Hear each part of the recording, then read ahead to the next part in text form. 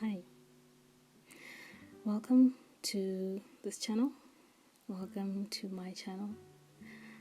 I'm going to tell you my story the way I remember it, exactly how I remember it. Everything that happened from point A to point B. I'm a little nervous, but I plead with you to bear with me.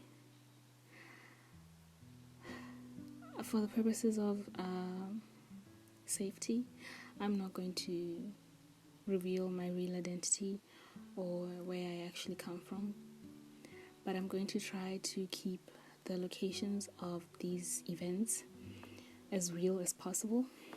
Unless if they reveal my current location, then I'll omit a few details, but for as long as they don't, the ones far back anyways, I'm going to just say them as they are. So I'm also going to omit the real identities of the people I'm going to be mentioning in this series, and this is your warning. If you have some trauma that you haven't healed from, or if you are sensitive, then please do click off this video before it goes deep, because we are going to go deep. We're going to take a head dive. I would also like to mention that I have never received any form of therapy. I would love to, but I haven't. I don't even know if any type of therapy could help me with the problems that I've had to deal with or my trauma. But I'm just going to share my story.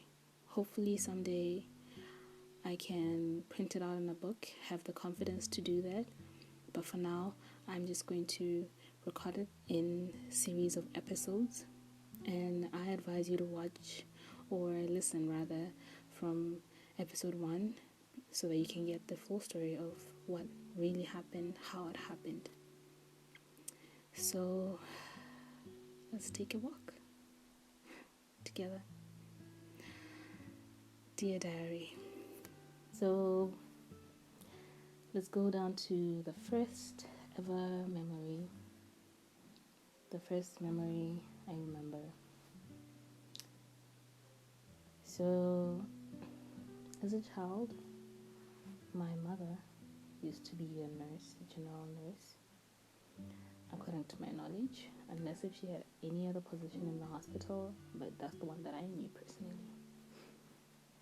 So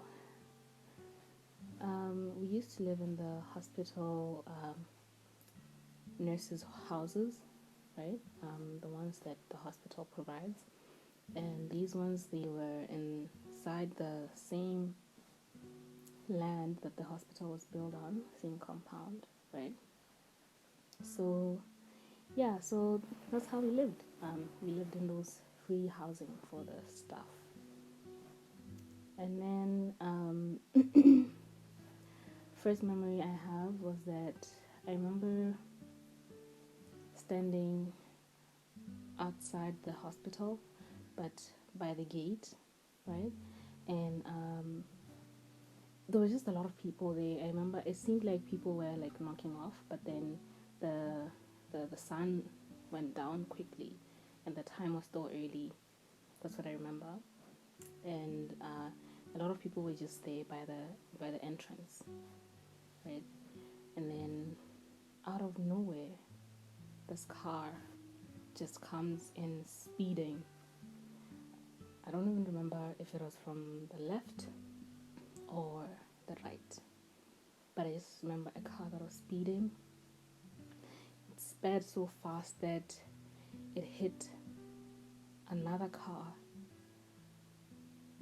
Yeah, I think it was speeding from like the right to the left of my hand size, and it hit another car, and it literally happened in front of everybody's eyes, in front of the hospital, lucky enough for them. I don't even know if they survived or not. All I remember is that there was commotion immediately after. There was so much commotion. and whoever I was with just grabbed me off the ground and whisked me away to go home. So this is the first ever memory that I have, and this was the most traumatic first ever memory I had, and it left a stain. It really left a stain, a mark in my subconscious. Because now, today, as old as I am, I remember when I was 18, I couldn't cross the road alone. I had recently come to the big town to go study in my university, and I would always be on campus. I never went anywhere. I never went to nightclubs. I just never went anywhere that forced me to go alone, where I knew I would have to cross big roads and get into traffic. And I always wondered why when I was 18, because I hadn't remembered why the memory from my childhood, and then I got to remember it later on that, oh yeah, this happened. I remember it was so bad that my older sister once came to my university to visit me, and we were going somewhere. I think we were going to like a mall, and she was like, hey, let's cross the road, let's go check out that mall on the other side of the road. And I couldn't cross the road. I got paralyzed. I was just standing there. And she crossed a little bit, like halfway. It was like it was an 8-way road, like 4 on one side and 4 on the other side. And she crossed like the first lane, and there was no traffic, but there were cars from a distance coming. And she was like, let's go. And I couldn't, so she came back to me and she asked me what was wrong. And I told her that I couldn't cross. I was just frozen. That was the first ever big sign that, hey, I need to deal with my my trauma, right? Anyway, she held my hand and she crossed with me. I felt so happy because that was the one thing that I remember always having since I was a child. My parents would always hold my hands when I would cross the road, and they would cross with me, and they'd always sing with me the look right, look left, look right again, I want to cross the road. Anyway, that song, they'd always sing it every single time when we would cross the road, but I just never got used to crossing the road alone. I always wanted someone to hold my hand. Anyway, so that was my first memory, first traumatic memory. I never got over that. Eventually, I just practiced to cross the road on my own. Slowly but surely, I would cross smaller roads. I got to bigger roads, just like that, just like that. And I remember one of my other sisters told me, you have to. It's better to be a coward on the road than to think that you're smart, because when it comes to car accidents, no one is smart. And I've lived by that since. Anyway, hello guys. Welcome again to my channel slash podcast. This is where I'm going to tell you my life story, and I'm going to start off by explaining the dynamic of my family. So I grew up in a household of 7 children, but then we only lived together as 6 to the earliest of my memory. And why that was because the first child was a boy, so he was already way grown, and he was kind of living with my uncle where there were other boys because the rest of us were girls. So that was my family dynamic. I grew up with both my mother and father. I consider myself very lucky because I got to have the aspect of both worlds, and I never got to experience the hardships of living without a mother or a father. So I'm grateful for the little things. I'm grateful for the family dynamic, and I'm grateful for having what I had as a child, even though at some point I needed more. But I'm still grateful for what I got.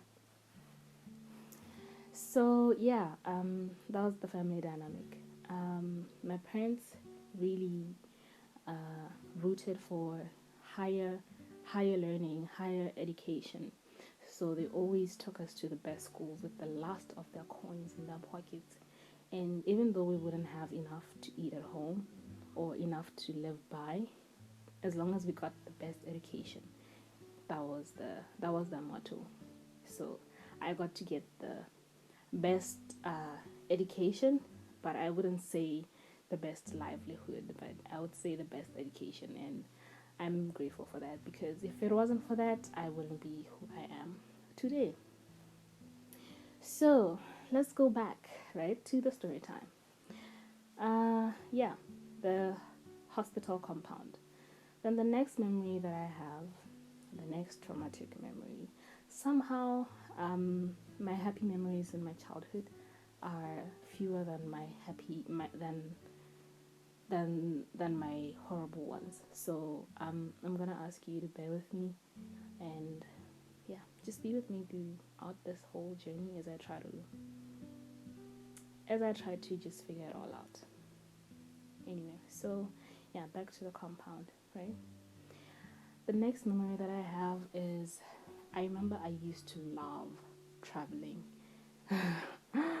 Whenever that car left the yard, I wanted to be in it.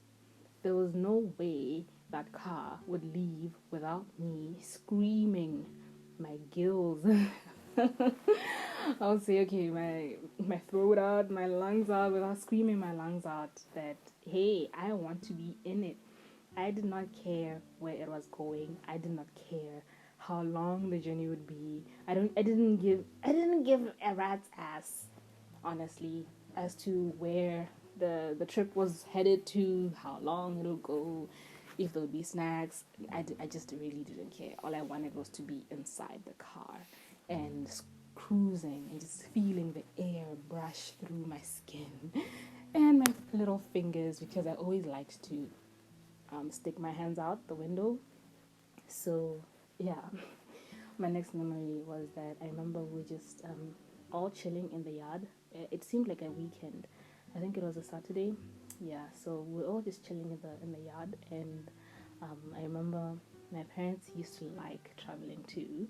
They would always go to these cool places. To me, they were so cool because I was a kid. I loved everything new and exciting, because everything to me that was new that I didn't know was exciting. So I always hopped along.